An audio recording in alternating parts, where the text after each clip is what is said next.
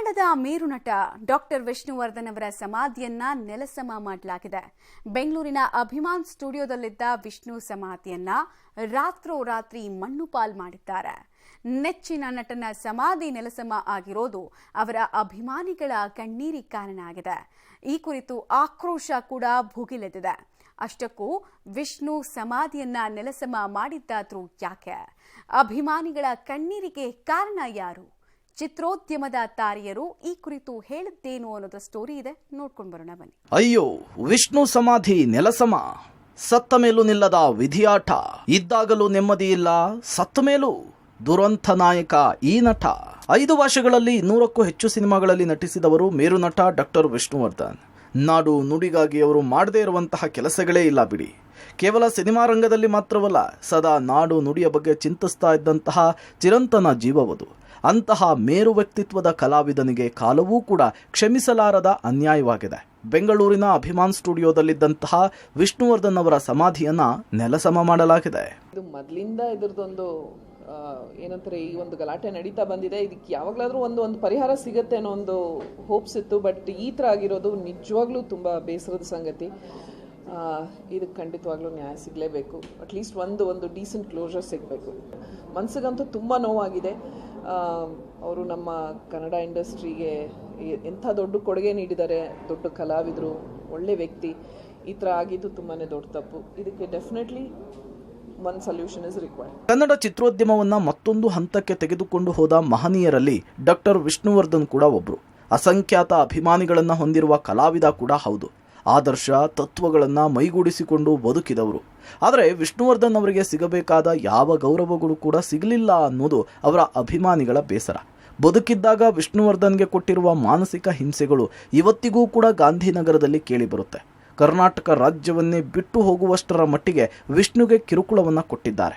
ಸತ್ತ ನಂತರವೂ ಕೂಡ ಅದು ಮುಂದುವರೆದಿದೆ. ತುಂಬ ಅಂದರೆ ತುಂಬ ನೋವಾಗಿದೆ. ಇದನ್ನು ಪದಗಳಲ್ಲಿ ಹೇಳೋದಕ್ಕೆ ಅಸಾಧ್ಯ. ಅಷ್ಟೊಂದು ನೋವಾಗಿದೆ, ದುಃಖ ಆಗಿದೆ.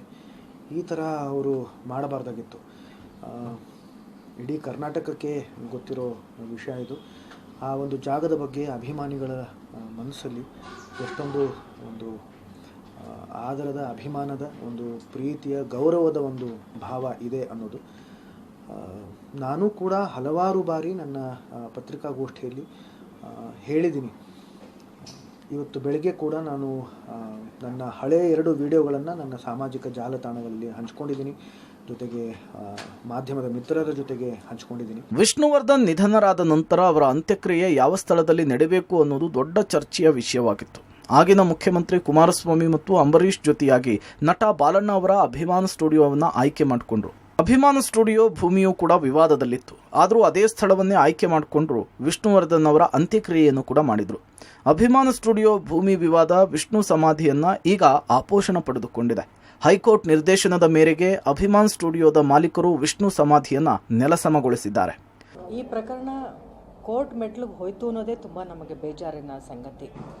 ಯಾಕಂದರೆ ವಿಷ್ಣು ಸರ್ ಎಂಥ ದೊಡ್ಡ ಲೆಜೆಂಡ್ರಿ ಅಂದರೆ, ನಾವು ಮಣ್ಣಾಗಿ ಹೋದ್ರೂ ಅವ್ರ ನೆನಪು ಮಣ್ಣಾಗಲ್ಲ.